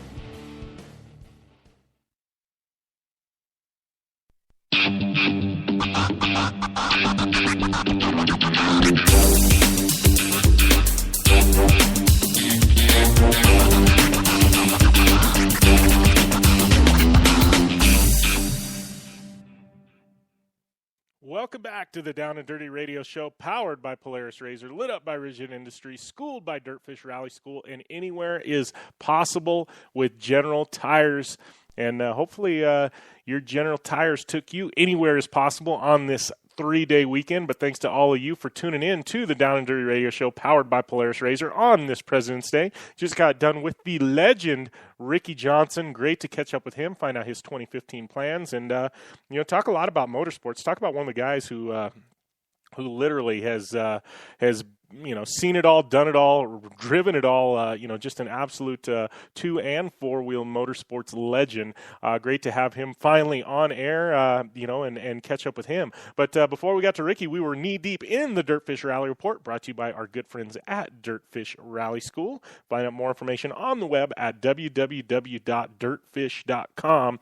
And we were talking about World Rally Championship Sweden and that epic battle that was going on. Remember, going into day 3, 10 seconds separating the top 3. Moving into the final power stage, it was 5 seconds separating the top 3. Had Sebastian Ogier, Neuville, and Mikkelsen all in a deadlock, with Mikkelsen in a 2.7-second lead in his Volkswagen. Ended up spinning out with 5 kilometers left in the final stage. That opened the door for Sebastian Ogier to slide in and take the victory. He himself had a spin on Friday that cost him 30 seconds. So he definitely battled back, pressed on regardless, and ended up taking the overall victory. So it ended up Sebastian Ogier, Neuville 6.4 seconds back, Mikkelsen because of the spin 39.8 seconds back. Then we had Tanak, Padden, Evans, Meek, Prokop. Other notables, Osberg in 10th. 12th was Latvala, Henning Solberg in 13th, and Kubica down there in 20th position. So your World Rally Championship point standings right now, after 2 rounds, Sebastian Ogier, he is out front. We've got Neuville in 2nd, Mikkelsen in 3rd, Latvala in 4th. That finish definitely hurting him in the points. And then Mads Osberg, he is in 5th position. So, it's a great event there in Sweden. This is what you want to see out of the WRC. You want to see going down to the wire. You want to see guys battling. You don't want to know going into the final day that a guy's already got it locked up. That's not fun. That's not good. It doesn't benefit anyone, and that didn't happen at WRC Sweden. So, it was the same guy that ended up winning, but it definitely wasn't the same storyline as World Rally Championship events of the past. And it was definitely a great battle. And I know I was kind of following along on social media and keeping up with the event. And man, it was a nail biter, man. It definitely was. And I do want to give a shout out to a podcast that some of you may be interested in, the Open Paddock Podcast. Those of you that like rally coverage, I know we do a little bit of rally coverage on this show, combine it into our action motorsports format, get a lot of interviews from the rally community. But if you want some in-depth analysis on both Rally America and the World Rally Championship, as well as various other stage rally organizations and Rally Cross, you can definitely check out the Open Paddock Podcast, because they definitely go into a little more depth than we do here on air. So, great event there in Sweden. And, I'm excited. Mexico, one of the best events of the year as far as I'm concerned. Up next, this is the one that Ken Block seems to turn up at more often than not. We'll see if the head hoonigan decides to make his way down to Mexico. Can't say yes or no on that. I don't know. Hadn't announced his schedule. He did announce he will be at Rally at 100 Acre Wood. He is on the entry list. So you hoonigans out there, fans of Ken Block, you can definitely make I guess keep your fingers crossed for Mexico, but get amped up for Rally at the 100 Acre Wood, because he is back, and he's won that more times than I believe just about anyone. So should be a great battle shaping up there. I know the entry list is getting stacked. We'll dive into that more next week. Obviously, we'll be there with Rally America Radio live from the event. But and rounding out our WRC results in our Dirtfish Rally Report, Antoine Lestage, a lot of you know him. He's a friend of the Down and Dirty radio shows, and he has announced he is a Dirtfish Rally School, or a Dirtfish Rally kind of a brand ambassador and athlete. He'll be flying the he'll be flying the colors of Dirtfish Rally School in the Canadian Championship, the CRC this year. Run that factory back Subaru up there. So Antoine Lestage, Dirtfish Rally School, pretty pumped on that. We will have Antoine as a guest next week on the Down and Dirty Radio Show. So it's all good news for Dirtfish Rally School, and we are finished up with this Dirtfish Rally Report for this week, brought to you by our good friends at Dirtfish Rally School, because I have to say, Jason Coleman is calling in. All right, and it looks like we got my good friend Jason Coleman calling in. How's everything going, Jason? Doing good. Enjoying a nice sunny day in Southern California. Yeah, well, I know, talk to us a little bit about your Class 10 program, because, you guys were pretty dominant in the 1600 ranks, stepping up to Class 10, and definitely a class that's on the upswing. It seems like, every few years that class kind of goes down and goes up, and right now with some of the new rules, it seems like you guys are getting stacked fields every race. Yeah, the 1600 was a great experience, lots of competitive racing, and it still is here and there. It's just not as consistent. So we looked after a couple of championships for what would be the next step. Wanted to step up, get into a truck like yourself, and just decided this wasn't the right time. So Class 10, with the way that it was growing, made a lot of sense for us. So we jumped into that all in, and we've got a brand new Gymco that we debuted at Vegas Torino. Had excellent results out of the box. Found ourselves on the podium in second place. And showed up at Parker this year, and we're looking to run the whole Best in Desert Series with a lot of great sponsors behind this. Radar Tires stepped up with us, and so we kind of have the idea of picking and choosing some of the fun races this year with the collectively between the sponsors. They want to see us run for a championship, so it's kind of where we're at. Yeah, well, talk about, you had Parker and then rolling into the Mint, which is, really back-to-back two of the bigger races of the year, especially here in the United States. Kind of talk about that. This year, in particular, I know Best in the Desert pushed Parker back a week, so it's even closer. I think we've got, right at exactly a month in between the two events. I mean, logistically, how's that work into your guys' plans? And, how was Parker? And heading into the Mint with these back-to-back runs, what are you expecting? I would say Parker was a little tough and challenging for us. I personally had never raced Parker before. I'd raced Blue Water, so I was familiar with a little bit of the area, but really didn't know what to expect. Heard so many different stories of that race. It's been hot, it's been cold, it's been rainy. And so kind of went into it a little bit blind, thanks to my team. The guys had raced it before, so we had some insight. But it was a tough day for us because we missed the setup a little bit, and the car wasn't handling the way I'd like it to. It's a very different beast, as you know. The course gets really chewed up, really square with so many cars running a lap race like that. We were fighting it a little bit. And then we struggled with an electrical issue that reared its head towards the end of the first lap, causing the car to shut off, basically as if it was running out of fuel. Pull over, start it, take off again. So really held us back to not be able to race all day, and that was frustrating. But we pulled out a 6. I think there was about 43 cars that started the event, and so we can't really complain for that. It's pretty good for points. It's a tough race in itself just to finish. So with that being said, we got a lot of things we're working on to try and get fixed and make this car competitive around front come the Mint. And so, like you say, that tight turnaround is really got us up against a wall. So we're working effortlessly to make this happen. It's pretty hard with the short turnaround for 2 big races. I mean, it's just basically full teardown in 3 weeks to get it prepped again. So it is tough, but we're going to get through it, and hopefully we can have a car that can run up front. Yeah. Well, and talk about you as a driver. I mean, moving from 1600 to Class 10 is obviously, 1600, you talk to anybody and they say that that's probably one of the best classes for somebody to really learn how to drive a race car in. Transitioning to Class 10, I mean, how's that transition been for you as a driver? Because I know, you've driven some other stuff, but now full-time in Class 10, I mean, that experience you get in 1600 transfer over well? Yeah, it definitely did. It's pretty similar in the sense that, we're still limited motor. We're unlimited suspension. We can do a lot more things with the electronics and stuff that you don't have in the 1600 car.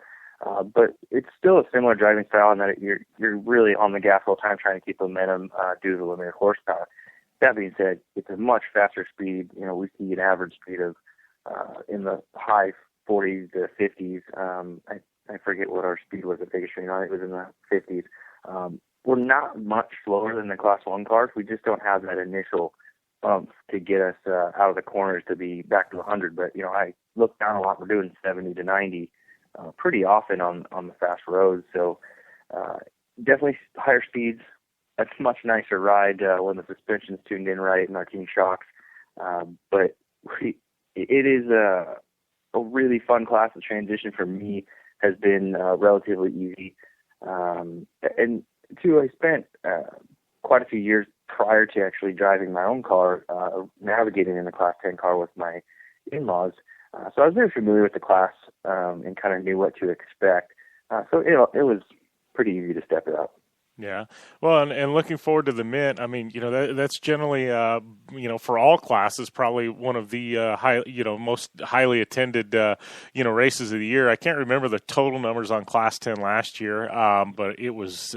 I'm trying to think back, but I remember it was just an insane number of Class 10 cars. I mean, what's it take to put a car on the podium or to take a win at the Mint 400 in Class 10? I think it's a lot like a Parker or a Vegas Torino.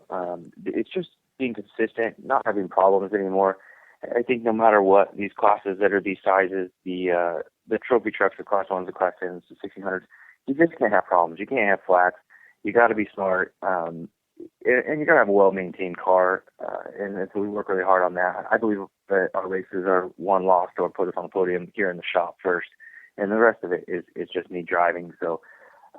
It's just a whole effort, but with as competitive as these teams are, you got to go fast too. You can't poke around out there. So there's a lot of dynamics to it, but the biggest thing is just not having problems, I think.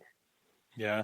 Well, and, talking about, your team as a whole, I know, you guys have been one of the teams, even in 1600, you were really a marketable team, always had, some partners coming in and stuff like that.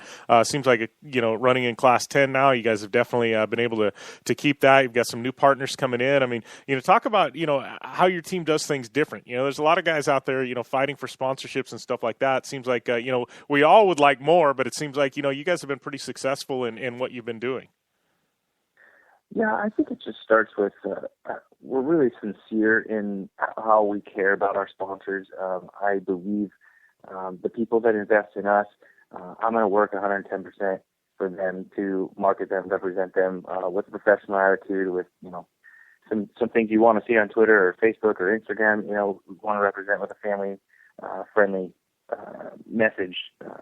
So I work really, really hard to make sure that everyone's happy with what we're doing and that we have a clean image out there and that, our team is representing all of these people as well. So I think it's worked off really well for us. We were able to strike a deal with Radar Tires this year, which is exciting for them. They came in a relatively new tire company to the off-road market, dominated the Score Baja races last year with the Baja 1000 win and the Baja 500 in San Felipe. We came in with a solid podium at Best in Desert, and now they're looking for Best in Desert Championship. So that was a great partnership deal. Getting together with Jimco Racing for this new build was awesome and really opened up a lot of doors. And they've been great with helping us get together with certain people, King Shocks, Jamar Brakes. I mean, Jamar. I mean, they're absolutely a fantastic company to work with and build a great product. And just down the line. So it's just really for us, it's about working hard for them for what they put into us. And it's a partnership. That's the best I can say is they expect certain things and we want to deliver on that. Yeah, for sure. Let's talk a little bit about you because, I mean, obviously you've been in desert racing a while. I mean, has there ever been any interest for you to maybe try short course or something else? And, long term, are you pretty happy in Class 10 or would you like to continue to move up into, say, trophy truck or Class 1 car? Yeah, short course was interesting to me for a little while. I think I would love the opportunity to do it. But we've built our program around the desert. And so for me to switch to go short course, to me, it's a whole other animal. It's a whole other just setup in the way that your pit's put together and the effort that goes into it. So it would really, for me, have to be an opportunity that I could pretty much show up with my helmet and drive to jump into the short course, only just because of how limited our time is and, what we've devoted our team to be right now. And then as far as just my career, the Class 10 is another stepping stone to me. I don't know exactly how long we'll spend here. We spent 6-7 years in 1600, and Class 10 is a stepping stone to, I'm not sure what's next, if it's going to be a Class 1 or if it's going to be a truck. I definitely want to see myself on a truck as the end result. It's been a dream and a goal of mine since I was 6 years old, and just even younger than that. I didn't really remember, but my dad was taking me to the races with Ivan Stewart when he used to pit for him. So trophy truck has always been the end result that I want to be. Yeah, it's pretty cool. I mean, talking about this year, so concentrating on Best in the Desert. Any chance we see in Baja or run a few score races? Are you pretty dedicated to winning that Best in the Desert championship? First and foremost is Best in the Desert. Secondly, I'm available to pick up a ride for Baja, and I may do that if it comes up. Talk to a few guys. We did do the 1,000 with my father-in-law, my brother-in-law, Mark and CJ Hutchins last year, and that was a great experience getting to do the Class 1. Not sure if that's in the cards for all of us again this year, but if Baja does come up, I'm always interested. I mean, you just can't beat racing in Baja. It's a great experience all around. Yeah, for sure. Well, I know you're pretty busy, and definitely looking forward to to catching up with you later on this season, see how things are going. But before we let you go, anybody you want to thank? Anybody you want to give a shout out to? Just my team. They put in so much work for this deal.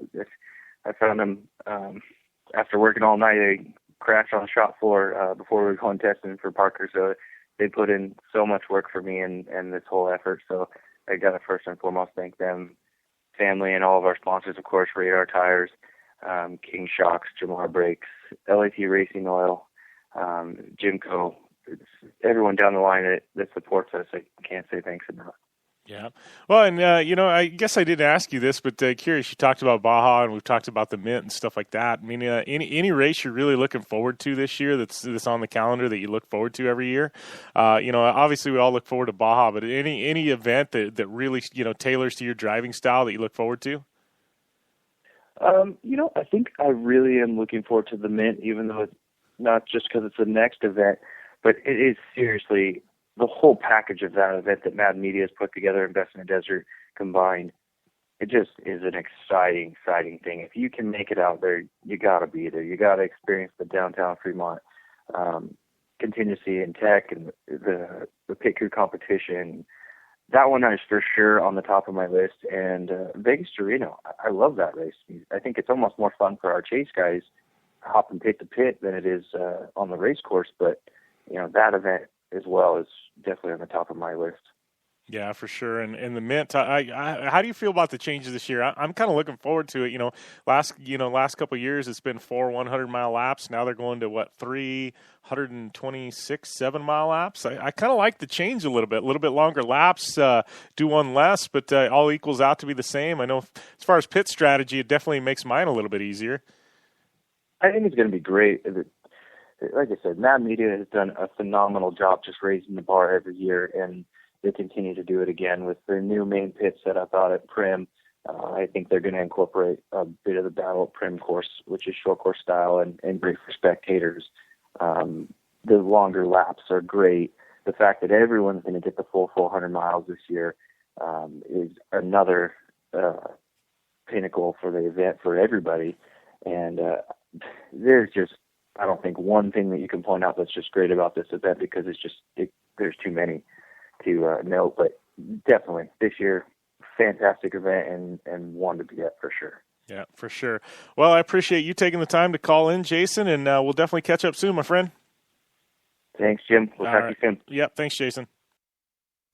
All right, that was Jason Coleman, Class 10 racer and Best in the Desert. Also does some racing in Score, and a perennial favorite in the buggy classes. Whenever he's racing, did some great things in 1600, moving up to Class 10, and obviously he's he's definitely a force behind the wheel. So looking forward to seeing how this year shakes out for him. And Class 10, man, that field of cars, I think we could definitely see 50 at the Mint 400 next month. So definitely a great a great class. To get your I don't want to say get your feet wet because it's an advanced class. I would say a definite big stepping stone class to the full-blown unlimiteds like Trophy Truck and Class 1, but some races Class 10's pulling time similar to Class 1, so go figure.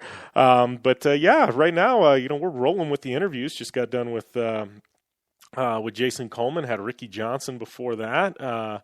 Also had George Hammel to kick off the show, man. It's rocking and rolling today on the Down and Dirty Radio Show, powered by Polaris Razor. And up next, we got Ami Houde. She's going to be calling in talking Supercross.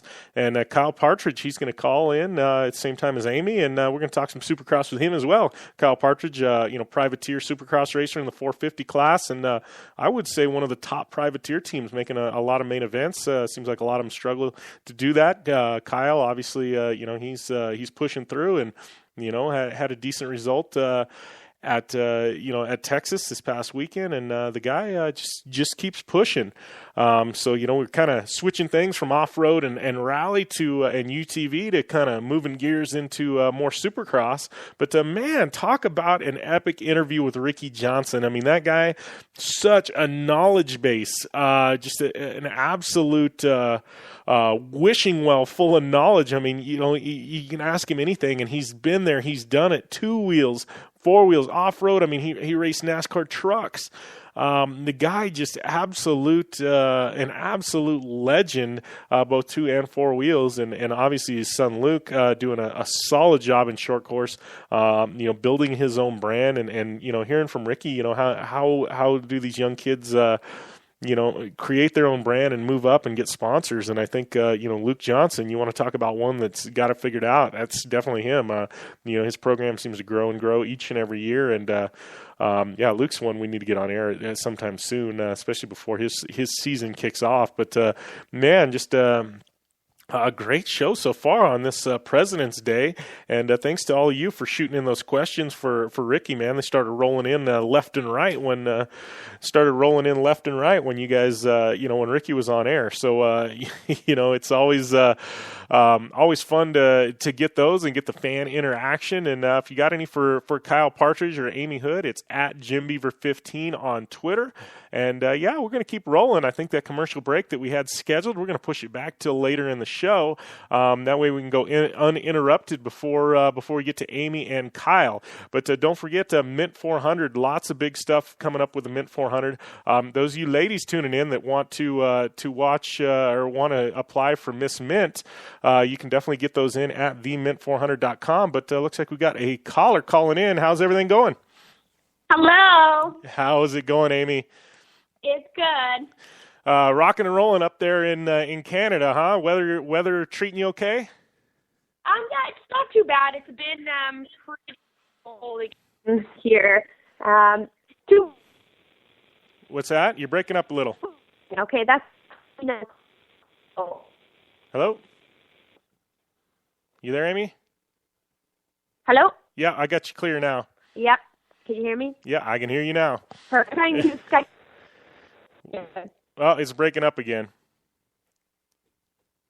Okay, let me see what else I got here. All right. Let me call you back. All right. Sounds good. All right, that was Ami Houde. She'll be calling back in just a second. Don't know what's happening with the phone lines, but got to be that Canadian to U.S. connection, Canada to U.S. connection. Something going wonky in the phone lines. But we're gonna have her and Kyle Partridge on air talking some Supercross here in just a minute. Gotta love that. Amy coming on board this year and doing some great things covering Supercross, and lucky to have her involved with the show. she's definitely a great knowledge base on Supercross, knows a lot of the guys, and hopefully she listened into the Ricky Johnson interview earlier, and I know she's got quite a few questions for Kyle, but definitely a girl that knows her two-wheel motorsports, that's for sure. So, talking about the Mint 400, though, just a second ago, Miss Mint, voting or registrations are online for Miss Mint, so you can get those rolling, get those entries in. But you there, Amy? Hi, I'm here. Crystal clear now. Oh, well, yes, because the Skype doesn't work really well, so... Well, we'll have to get you dialed in with something sometime. But how's everything going up there? I know saying weather's pretty good. Had some great racing there in Texas. Yeah, no, it's really good. It's getting a little bit warmer, so it was too cold to go ice racing this weekend. So I'm a little bummed. Too cold to go ice racing, huh? Man, that's had to have been pretty darn cold then. I know. I think it was minus 35 with the wind chill yesterday. Oh, wow. Minus 35 with a wind chill. Jeez. I'm not even going to tell you what the weather is here because it's beautiful. Yeah, I don't want to hear it. Yeah. But, let's talk a little bit. I know we got Kyle calling in just a minute or two. But first off, the big storyline going into this one, let's talk Vicky Golden real quick. Obviously, I know a ton of fanfare built around that. She didn't make the cut, but I will give her credit. She beat a few of the guys with her times. I know. She did really good. It's her first try. It's kind of like getting your feet wet. She's only going to progress, but she was only a couple seconds off. So, I feel like next weekend might be a little bit better for her. She said she got really tight. Sorry, there's a lot of feedback. I could barely hear it. What's that? You there? Yeah, there's just a lot of feedback right now. It's a big echo. Really? That's weird. I don't know what's going on. You there? I am. Maybe if we go outside. Let me see. I don't know why we're getting the feedback. Weird. Is it probably our 3G network up here in the north? Yeah. Is it clearing up at all? Hello? Yeah. You there?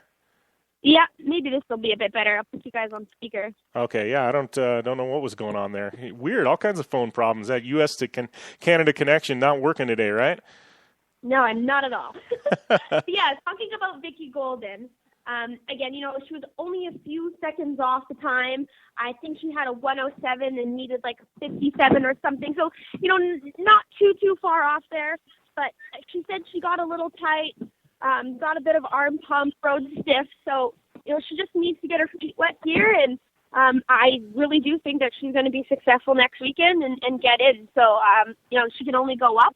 And she just has to go back and take what she learned from this weekend and put it all together. But I really do think she has what it takes. So, and it showed. She deserved to be out there. She fit in, and she's making waves for sure. But I do have to say, not discrediting Vicky, but Steffi Bow, my longtime female motocross idol, was actually one of the first women to race Supercross years ago. So Steffi did tweet yesterday that, hey, I think I might have been the first woman to race Supercross. So there's been people before Vicky. So, and I know Olivia Lancelot has raced Geneva Supercross in Europe. So there's a few other girls who've done this before. So, people should kind of get the facts straight. Yeah.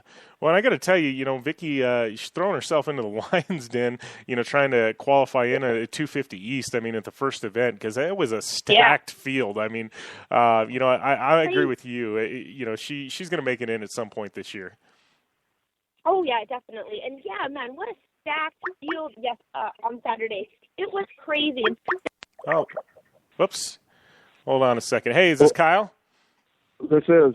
Hey, how's it going, man? It's Jim Beaver, and I think we just dropped Ami Houde, so we're going to have to get Amy to call back in a second. But, how's everything going, my friend? Everything's going well. How about you guys?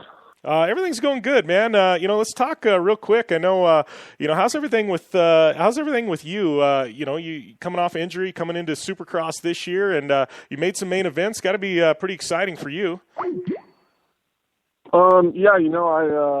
I got hurt last year at Anaheim 3, for my ACL and both meniscus.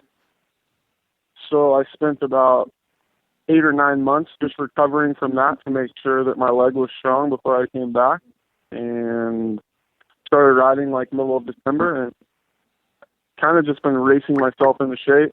Luckily, I've been put in the main events. I had a couple bad weekends where I had some pretty bad luck, but other than that, I've consistently been in the main events every weekend, which right now kind of says a lot because the 450 main event is pretty stacked. You know, Anaheim won, Eli Tomac got 19th, and then Phoenix won the race. So I think it kind of says a lot about how deep the field is, and for me, it's something that I'm super proud of. And right now, I'm just trying to keep it going, keep the ball rolling, and clicking away every weekend and getting better every weekend. Yeah. Well, it looks like we're getting joined by Ami Houde now. You there, Amy? I'm here. All right. Sorry, man. We're having some problems with the Canada to U.S. connection today, but yeah, we're here on the Down and Dirty Radio Show. We got Kyle Partridge, Ami Houde, Jim Beaver, and thanks for all of you for tuning in. But yeah, Amy, we're just kind of catching up with Kyle and talking about his main event appearances this year. And I know it's pretty solid effort for Privateer to coming off injury to be making all the main events he has, especially with a stacked field of 450s we're seeing. Yeah, no, that everyone's really impressed with your riding, Kyle. And what a lot of people don't know is not only are you a privateer, but you are rocking that hashtag dad life. And, you have a family, and that's really unique for Supercross. A lot of these young guns don't have any other responsibilities in their lives. But here's you, showing up, making the main event, and also you're a father. So tell us a little bit about those challenges and what's that like. You there, Kyle? Yep, I'm here. Oh, did you just hear what Amy said? About being a dad and everything? Yeah, exactly. For me, this may sound bad and people may take this the wrong way, but at the end of the day, me being a dad comes before me racing my dirt bike. And I do a lot of it on my own. I have my son 2 weeks out of the month, and it's tough, man. I take him to school at 7 o'clock in the morning. He gets out at 11. I go riding. I go to the gym. While I'm in the gym, he's doing his homework. I come home, make him dinner, do some more homework, give him a bath, put him to bed, and then do it all over the next day. So, it's definitely a challenge, but I've obviously been faced with some pretty tough challenges in my life. I 9 times out of 10 persevere out of it, and I look at racing now in a sense of, I just go to the races to have fun. I don't put a lot of pressure on myself, and when I'm having fun and enjoying myself, I typically do a lot better on my motorcycle. I have a great group of people behind me as far as my team and the guys that work on my bike and people who build it, and I trust my mechanic with my life. And that's hard to find nowadays. So, I definitely have a hard time sometimes with it, but at the same time, it's that much more rewarding when I'm making main events with no salary on the table, no sponsors that pay me any money, and in a sense, I have to make the main events in order to make a living, and that's about the only type of pressure that I put on myself. And so far, I've made all of them, but I think 2. So, like I said, I just want to keep the ball rolling and right now, my biggest problem that I'm having with myself internally is I'm just sick of riding around in 15th, 16th, 17th place. I want to be a guy that's up there mixing it up with those dudes that are getting paid hundreds of thousands of dollars, and hopefully as the year progresses, I can get stronger and stronger. Right now my fitness is at like 80%, and I just want to be 100% and feel good after the main event. Like, Sundays for me are brutal. I'm sore. I can barely move. But I definitely can leave the races on Saturday saying that, I gave it everything that I had. Yeah. Well, and talk about that. I mean, how tough is it to come back from injury where you missed a good portion of the season last year? I mean, how tough is it to get yourself, physically back up to that elite level? I think more or less, for me, it was more mental. I wouldn't say physically.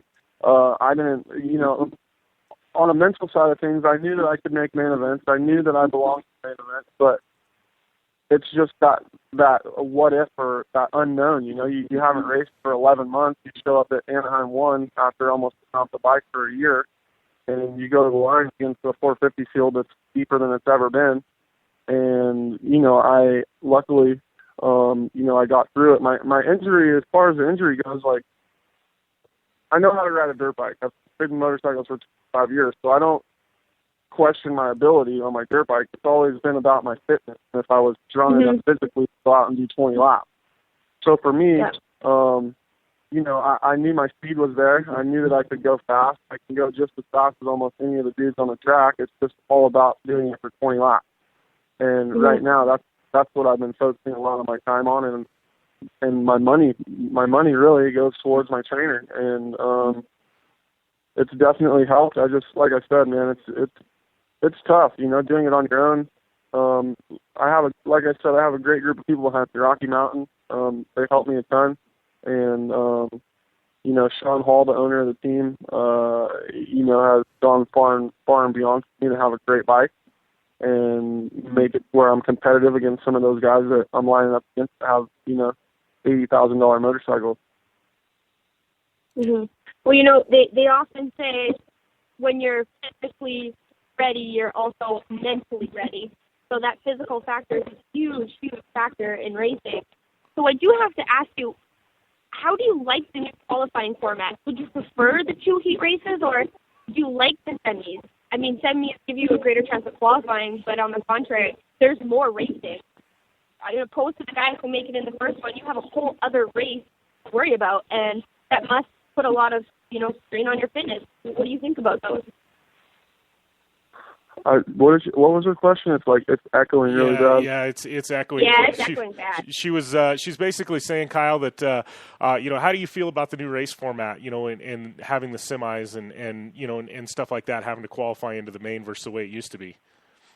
You know, for a guy like me, especially the semi and the LCQ gives those privateers a chance to get the exposure that you know, can pull in other sponsors. And for me, you know, I go to the heat race in every race every weekend, and I use that as practice. I try to get a good start, run with those guys that I know are better than me for as long as I can, and learn from them the most that I can for the semi. And I personally like the new format just because, like I said, it gives you a better chance to make it out of the semi or the last chance qualifier. The field's a little bit thinner once you get to the semi, and it gives you a little bit more exposure for the people that, you know, are behind you. Yeah, for sure. More TV time for the guys that you know that you know aren't well. You know, obviously you're making main events, but a lot of guys that don't make the mains, at least they still get a solid amount of TV time, right? Exactly. You know, I think anybody that watches the race knows that they show the top 5 guys, and that's it. Yeah. True. Very true. I never thought of it that way. Yeah. So, you know, moving forward, I mean, you know, a lot of advice, a lot of kids growing up say, hey, I want to be a professional motocross or a professional supercross guy. I mean, you know, there's like you said, you know, there's a handful of guys up the top making hundreds of thousands of dollars, but, you know, there's a lot of Kyle Partridges out there that, you know, you're on the road week in, week out, you know, trying to make things happen, and, you know, you're getting paid, but it's a grind. I mean, what do you say to these kids? I mean, if you had a bit of advice to them on how to break in and how to make it as a professional motocross or supercross rider, you know, what's your advice to them? You know, the best advice I could give to somebody trying to get into it is, you know, no matter what anybody tells you, or if somebody tells you you can't do something, you know, you keep your head down and work your butt off. And, you know, I was always told something by my dad growing up. He would always tell me that success only comes before work in the dictionary. And, you know, I work hard, man. I don't have it easy, and I've put my head down a lot the last couple of years and busted my butt to get to where I'm at right now, and I'm not even a guy that, you know, is a contender for a win. And, you know, it's a tough guild to break into for sure. But I think that if you work hard and you don't give up on what you think you're capable of, you know, the sky's the limit. Yeah, for sure. So, as far as this season goes, Kyle, I know Amy's having a few problems with the phone lines, but as far as this season goes, I mean, obviously, you're running Supercross, you're dedicated to to the 2015 championship. How about motocross? I mean, we're going to see you out there banging bars in the motocross series. I mean, you're going to grind it out through both indoor and outdoor seasons. Well, my deal right now is Supercross only. I wouldn't be opposed to racing outdoors if I had somebody that was able to cover the cost of going to the races. I have a couple people actually from Canada that have called me to see if I want to come up to race the Canadian Nationals. Yeah, do it. Which is something I'd definitely be interested in doing. But like I said, at the end of the day, I have a 5-year-old son. I'm not going to go and do something for free. When during the summer out here, I have a pretty good deal during the summer where I have about 9 or 10 kids that I train, and I make a really good living at doing it, and I get to spend a lot of time with my son. So it would have to be something to where, it was as competitive financially as what I do here. Yeah. Yeah, it's definitely tough to leave the kids. I mean, leave your son and go to another country to run a championship. It's definitely, I guess financially lucrative is what it amounts to, right? It's got to be financially lucrative for you and your program. Exactly. I don't want to take a step away from what I have here to make less money somewhere else and be away from my son and not get to be a dad. Yeah. Mm-hmm. So, talking a little bit about, 2015 so far, I mean, we're starting the East Coast swing. I mean, what do we expect in, kind of the second half of 2015? And, what's it going to take for you to, as you said, kind of break into the top 10 and start banging bars with some of the front runners? My biggest plan right now for me is just to make it to all 17 rounds. I haven't finished the full season in 4 years because I've been prone with injuries my whole career. And I think that, if I keep my head down and keep focused on my training side of things off the bike, that's one thing that I like about the East Coast is the further east that we go, the harder the tracks get. It kind of separates the guys that, are, I guess, not as bike talented, I guess you would say, as me, or the guys that are winning races. I've been told by a lot of people I have a lot of natural talent, and when we get on track, they're a little bit harder. I seem to excel. And once we get a little bit more towards the East Coast, the tracks get harder, and I'm really looking forward to that. Hopefully it plays in my advantage. Yeah, for sure. Well, I can tell you we'll definitely be rooting for you and hoping to see you make all 17 and make the mains for all of them. And, hopefully a little good luck flows your way, and we can see you, break into that top 10. That's my plan. I appreciate it. All right. Thanks a lot, Kyle. We appreciate you taking the time to call in. I know you're awful busy with training and, the week-to-week grind of Supercross, but we definitely appreciate it, and we'll have to catch up with you as the season plays out. All right, guys. Thanks. All right. Thanks a lot, Kyle. Bye. All right, Amy, you still there? I know we're having some phone connections, but you still hanging in there with me? Yes, I'm here. Unfortunately, I can barely hear you guys, but there must be a storm rolling in. Yeah, definitely weird. We'll have to get that figured out. But let's talk a little bit about Texas. What takeaways do we have from Texas? I mean, I'm looking at Ryan Dungey. I mean, we talked about him earlier in the year, and look at Dungey, man. He's out there, winning races now. Yeah, he's killing it. The whole KTM team is doing really, really good. It's funny because, like what he kind of talked about, as soon as Dungey breaks that mold, he's kind of unstoppable. So I wouldn't doubt if he continues this pace and just blows from the pack for the rest of the season. He's being extremely, extremely consistent. He's barely making any mistakes out there now. So it's really cool to see a whole new Ryan Dungey racing out on the track. A lot of people say he's timid and say he doesn't take chances, but, he's riding extremely aggressive and strong, and it's good to see. So he deserves it. What can I say? He's kind of doing something for all those haters out there. I hate to say it, but he's really stepped up so far this season, and there's still a lot of races. We're only halfway, so I can't really say what's going to happen, but I do see Dungey winning the majority of them now. Yeah, he's he's definitely riding with that chip on his shoulder, and when he gets that chip on his shoulder, it's trouble, right? Mhm. So, looking at 250s, I know kicking off the East, you said you were really excited about the 250 East just because of the sheer massive amount of talent showing up. But Marvin Muskeen, looks like he, got the whole shot, led 15 laps, took home the win, and a veteran. I mean, no surprise there. Any other surprises you saw that you maybe weren't ready for? Did Marvin Musquin not stop to have a sandwich mid-moto? Like, the guy was just gone. He was driving effortlessly. Like, he did not look like he was even trying. He was so far ahead of everybody, and, even Bogle, they were gone from the rest of the pack. But we'll talk about the restart again, another restart. That's super, super unique to me in Supercross. I haven't really seen a restart, never mind a staggered start. That was pretty interesting. I mean, I haven't personally seen one of those before. I know it happened years ago, but that was really cool. Definitely shook up the playing field. We saw a lot more battling for the third to fifth position after that staggered start. But riders who really surprised me was Joey Savatgy. He was coming off an injury last year and, switching whole ground from the KTM Orange Brigade to Kawasaki and finishing third. And probably, I think this was his first Supercross season, but Joey Savatgy did unreal. I was really, really impressed. Anthony Rodriguez, a lot of young guns kind of coming out and doing really, really well. But I was probably most surprised with Joey Savatgy. What a powerhouse!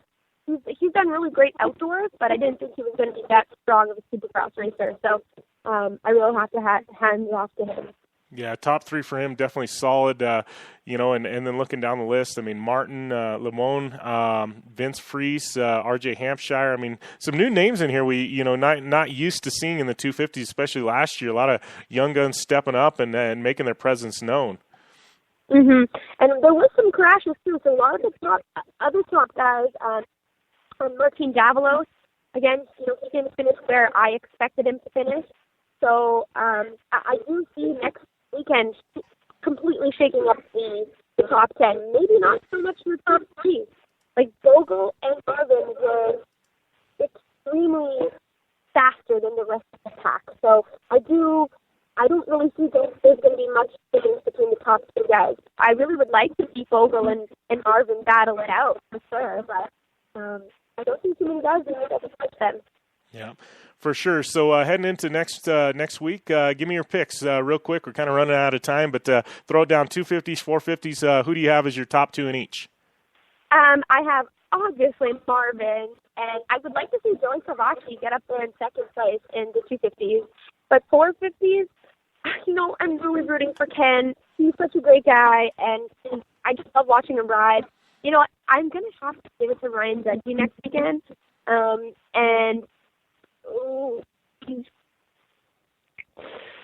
Let's say Weston Pike. You know what? I'm gonna say Weston Pike's gonna finish second. He rode really good again this weekend, and I really want to see him, progress on that podium. Yeah, let's get him in second place. Yeah, Weston. He's had a solid year. When obviously he missed a round or two there, being injured, but he's been solid this year. Yeah, he's incredible. I can't wait to see him race outdoors because he's such a powerhouse that he's gnarly on a motocross track. So I can't wait to watch him in outdoors. Yeah, for sure. Well, I appreciate you taking the time to call in. We're running a little short on time today, but we'll definitely do it again next week. I'll work with you this week. We'll get these phone lines situated and ironed out, and we'll see you again next week for some more Supercross. Yeah, thanks for having me, and I do apologize for my terrible Canadian connection, but what can I say? We're in the Great White North. It's like the Bermuda Triangle up here. So, we'll talk to you next weekend, and, get ready for some racing. It's going to be a really interesting East Coast series. I cannot wait. All right. Thanks a lot, Amy.